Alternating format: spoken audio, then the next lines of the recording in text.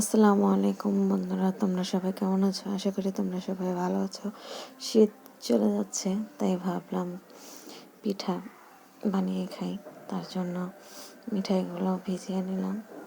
ভিজিয়ে নেওয়ার পরে মিঠাইগুলো এখন ছেঁকে নেব। ছেঁকে নেওয়ার পরে এখন মিঠাইগুলো জাল করার জন্য চুলার ভিতরে বসিয়ে দিলাম। বসিয়ে দেওয়ার পরে এখন মিঠাইয়ের ভিতরে কিছুক্ষণ বলক আনাবো, আঁচ করবো। আঁচ করার পরে এটা নামিয়ে দুধগুলো বসিয়ে দেব। দুধগুলো কিছুক্ষণ জাল করে কমিয়ে নিব। কমিয়ে নেওয়ার পরে এখন মিঠাইয়ের সাথে দুধগুলা ঢেলে দেব। কি সুন্দর কালার আসছে দেখুন, খুবই ভালো লাগছে কালারটা। মিঠাইগুলো অনেক ভালো করেছে, এনেছিলাম। তো এখন নারকেল ছেড়ে দেব।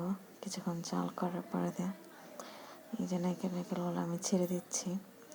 নারকেল ছেড়ে দেওয়ার পরে আবার কিছুক্ষণ জাল করব। কিন্তু আমার প্রায় জাল করা দুধ হয়ে যাচ্ছে। সবগুলো উপকরণ দিয়ে জাল করা হয়ে যাচ্ছে। এখন পিঠা ভিজাবো। পিঠা আমি সবসময় কিনে ভিজাই, তো এই ফিকাও দেখা যায় পিঠা আমি কিনে নিয়ে আসছি। দেখুন কি সুন্দর সুন্দর পিঠা। তো এখন ভিজিয়ে দেব।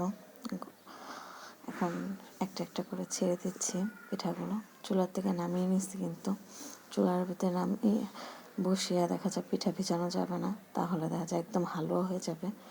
তাই গরম গরম থাকতে থাকতে এখন আমি ছেড়ে দিচ্ছি সবগুলো পিঠা। ছাড়া দেখছেন কি সুন্দর দেখতে দেখা যাচ্ছে পিঠাগুলো।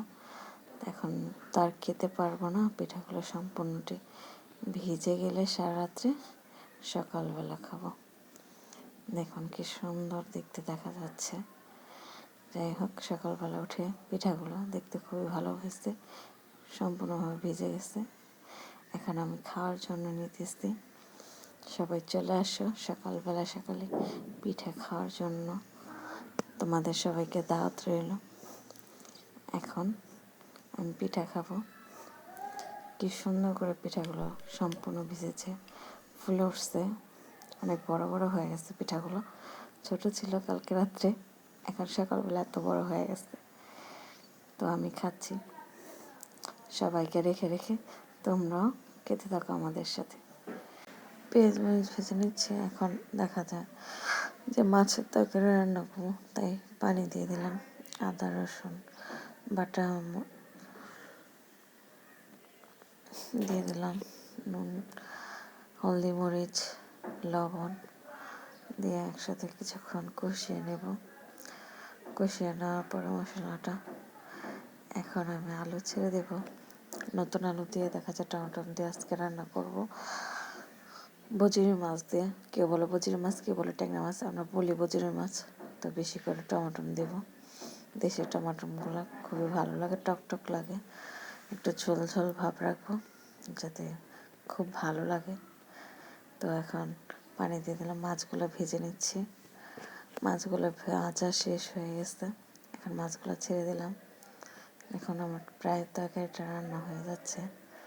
এখন কিছু ধনিয়া পাতা দিয়ে সম্পূর্ণ রান্নাটা শেষ করে ফেললাম। আপনারা চলে আসবেন আমার